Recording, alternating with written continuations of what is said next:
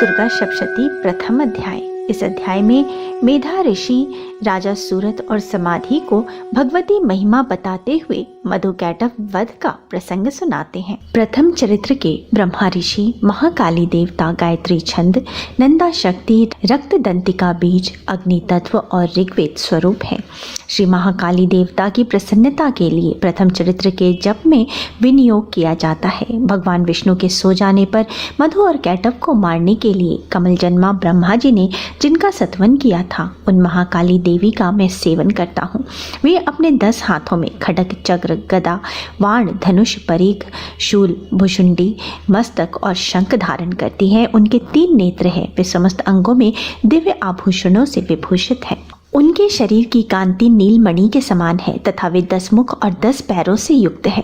मार्कंड जी बोले, सूर्य के पुत्र सावर्णी जो 8वें मनु कहे जाते हैं, उनकी उत्पत्ति की कथा विस्तार पूर्वक कहता हूँ, सुनो।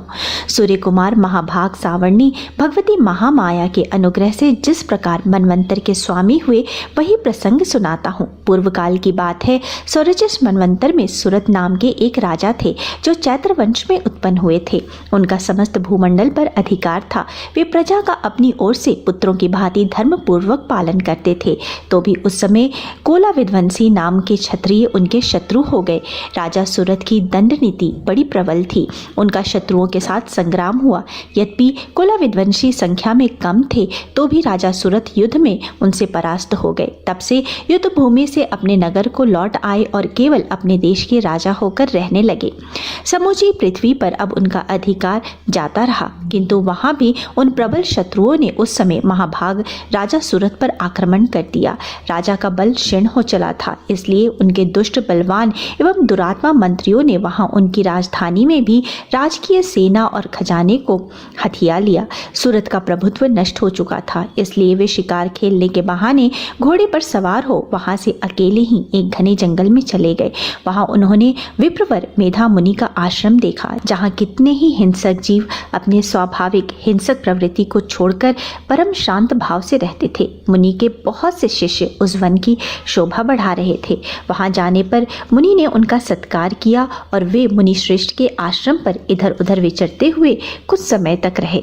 फिर ममता से आकृष्ट होकर वहां इस प्रकार चिंतन करने लगे, पूर्व काल में मेरे पूर्वजों ने जिसका पालन किया था, वही नगर आज मुझसे रहित है।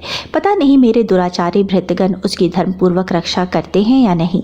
जो सदा मद की वर्षा करने वाला और शूरवीर था, वह मेरा प्रधान हाथी अब शत्रुओं के अधीन होकर न जाने किन भोगों को भोगता होगा। जो लोग मेरी कृपा, धन और भोजन पाने से सदा मेरे पीछे पीछे चलते थे, वे निश्चय ही अब दूसरे राजाओं का अनुसरण करते होंगे। उन अपव्ययी लोगों के द्वारा सदा खर्च करते रहने के कारण अत्यंत कष्ट से जमा किया हुआ मेरा वह खजाना खाली हो जाएगा। ये तथा और भी कई बातें राजा सूरत निरंतर सोचते रहते थे। एक दिन उन्होंने वहां विप्रवर मेधा के आश्रम के निकट एक वैश्य को देखा और उससे पूछा, भाई तुम कौन हो? यहाँ तुम्हारे आने का क्या कारण है? तुम क्यों शोकग्रस्त और अनमने से दिखाई देते हो? राजा सूरत का यह प्रेम पूर्वक कहा हुआ वचन सुनकर वैश्य ने विनीत भाव से उन्हें प्रणाम करके कहा। वैश्य बोला, राजा, मैं धनियों के कुल में उत्पन्न हुआ वैश्य हूँ। मेरा नाम समाधि है। मेरे दुष्ट स्त्री पुत्रों ने धन के लोभ में मुझे घर से निकाल दिया है। मैं इस समय धन, स्त्री और पुत्रों से वंचित हूँ।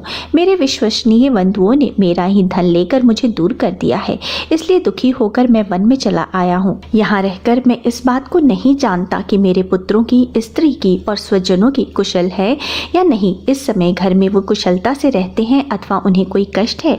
वे मेरे पुत्र कैसे हैं? क्या वे सदाचारी हैं अथवा दुराचारी हो गए हैं? राजा ने पूछा, जिन लोभी स्त्री आदि ने धन के कारण तुम्हें घर से निकाल दिया है, उनके प्रति तुम्हारे चित्त में इतना स्नेह बंधन क्यों है? वैश्य बोला, आप मेरे विषय में जैसी बात करते हैं वह सब ठीक है, किंतु क्या करूं, मेरा मन निष्ठुरता नहीं धारण करता।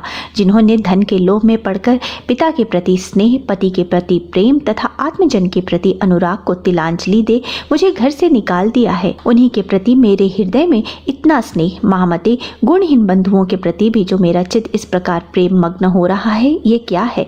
इस बात को मैं जानकर भी नहीं जान पाता, जिनके लिए मैं लंबी सांसें ले रहा हूँ और मेरा हृदय अत्यंत दुखित हो रहा है।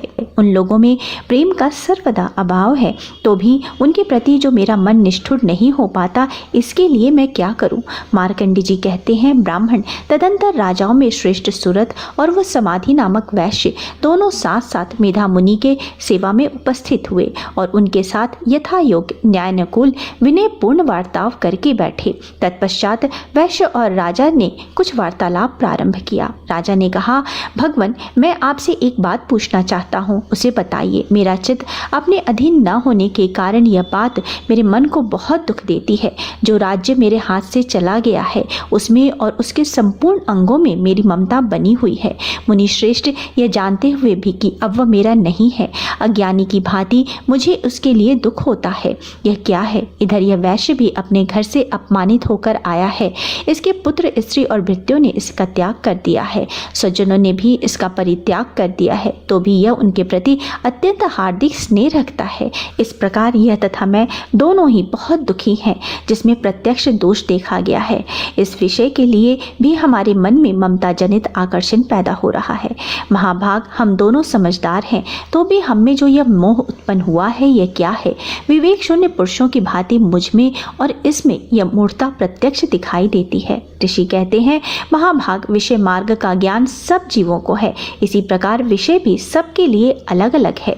कुछ प्राणी दिन में नहीं देखते और दूसरे रात्रि में नहीं देखते, तथा कुछ जीव ऐसे होते हैं जो दिन और रात्रि में भी बराबर देखते हैं। यह ठीक है कि मनुष्य समझदार हैं, किंतु केवल वे ही ऐसे नहीं होते। पशु, पक्षी, मृग आदि सभी प्राणी समझदार होते हैं। मनुष्यों की समझ भी वैसी ही होती है जैसे इन मृग और पक्षियों की है, तथा जैसे मनुष्यों की होती है वैसे ही इन मृग, पक्षी आदि की होती है। यह तथा अन्य बातें भी प्रायः दोनों में समान है। समझ होने पर भी इन पक्षियों को देखो, ये स्वयं भूख से पीड़ित होते हुए भी मोहवश बच्चों के चोंच में कितने चाव से अन्न के दाने डाल रहे हैं। नरश्रेष्ठ, क्या तुम नहीं देखते कि ये मनुष्य समझदार होते हुए भी लोभवश अपने किए हुए उपकार का बदला पाने के लिए पुत्रों की अभिलाषा रखते हैं? यद्यपि उन सब में समझ की कमी नहीं है, तथापि वे संसार की स्थिति बनाए रखने वाली भगवती महामाया के प्रभाव द्वारा ममतामय भंवर से युक्त मोह के गहरे गर्त में गिराए गए हैं। इसलिए इसमें आश्चर्य नहीं करना चाहिए। जगदीश्वर भगवान विष्णु की योग निंद्रा रूपा जो भगवती महामाया है, उन्हीं से यह संसार मोहित हो रहा है। वे भगवती महामाया देवी ज्ञानियों के चित्त को भी बलपूर्वक खींचकर मोह में डाल देती हैं। वे ही इस संपूर्ण चराचर जगत की सृष्टि करती हैं, तथा वे ही प्रसन्न होने पर मनुष्यों को मुक्ति के लिए वरदान देती हैं। वे ही पराविद्या, संसार बंधन और मोक्ष की हेतुभूता सनातनी देवी तथा संपूर्ण ईश्वरों की भी अधीश्वरी है। यद्यपि वो नित्य और अजन्मा है, तथापि जब देवताओं का कार्य सिद्ध करने के लिए प्रकट होती हैं, उस समय लोक में उत्पन्न हुई कही जाती हैं।